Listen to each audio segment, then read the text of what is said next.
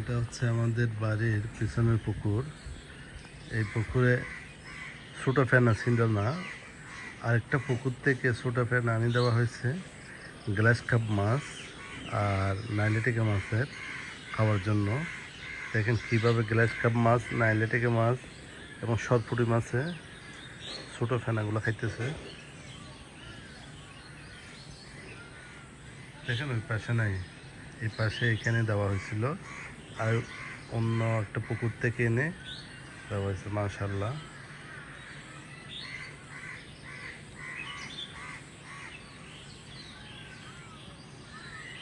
এগুলো হচ্ছে glass cup মাছ, নাইলেটিকা আর সরপুঁটি। এই মাছগুলাই এগুলা প্রচুর খায়।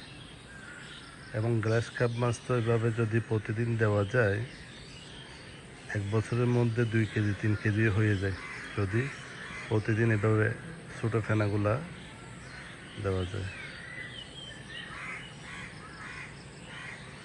মাশাআল্লাহ,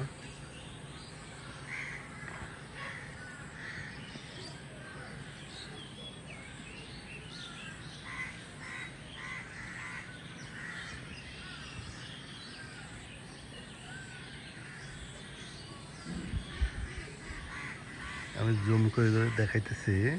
দেখেন কিভাবে গ্লাস কাপ আর নাইলেটিকা সরপুঁটি মাছ খাইতেছে। মাশাআল্লাহ,